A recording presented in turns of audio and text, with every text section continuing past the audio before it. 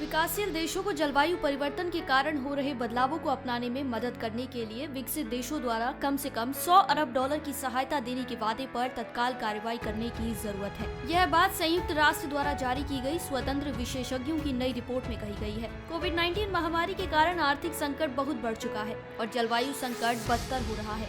ऐसे में रिपोर्ट में 2021 में 100 अरब डॉलर की राशि को जल्द देने की बात कही गई है। साथ ही ये मजबूत और स्थायी रिकवरी पैकेज, महत्वाकांक्षी जलवायु कार्य योजना, कार्बन तटस्थता और क्लाइमेट रिजिलिएंट ग्रोथ की दिशा में त्वरित प्रगति करने के लिए भी जरूरी होगा। Delivering on the $100 billion climate finance commitment and transforming climate finance शीर्षक से इस रिपोर्ट को शुक्रवार को जारी किया गया है। इसे एक स्वतंत्र विशेषज्ञ समूह ने तैयार किया है जो महामारी के दौरान बनी वित्त की स्थिति को लेकर सिफारिशों की एक श्रृंखला बताता है। साथ ही लक्ष्य को 100 अरब डॉलर से ऊपर ले जाने की बात भी कहता है ताकि प्रणाली में ज्यादा धन का प्रवाह बना रहे और बड़े पैमाने पर वित्तीय प्रणाली को मोबिलाइज किया जा सके। दूसरा मुद्दा वित्त के एडॉप्शन को बढ़ाना है। हालांकि फिर भी पूरे जलवायु वित्त में इसका केवल एक छोटा हिस्सा है। जलवायु परिवर्तन के मोर्चे पर बात करें तो लोगों, समुदायों और देशों में जलवायु परिवर्तन में बदलाव के कारण आ रही मुश्किलों से निपटने के लिए सक्षम बनाना होगा। हाल ही में संयुक्त राष्ट्र महासचिव एंटोनियो गुटारेस ने सभी धनदाताओं और बहुपक्षीय विकास बैंकों से जलवायु वित्त सहायता की कम से कम 50% तक की वित्तीय हिस्सेदारी बढ़ाने के लिए कहा था। इस रिपोर्ट में कम से कम विकसित देशों और छोटे द्वीप विकासशील राज्यों के लिए ज्यादा जलवायु वित्त को देने की वकालत की गई है, जिनमें से कई ने ग्रीन हाउस गैस उत्सर्जन में बहुत कम योगदान दिया है, लेकिन वे पहले से ही सूखा, बाढ़, समुद्र के बढ़ते स्तर जैसे गंभीर प्रभावों का सामना कर रहे हैं। और आखिर में समूह यह सिफारिश करता है कि अंतर्राष्ट्रीय समुदाय को विकासशील देशों के लिए जलवायु वित्त तक जल्दी पहुँच देने के लिए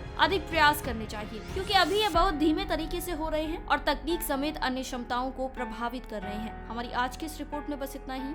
मैं श्वेता चौहान, पंजाब केसरी, दिल्ली।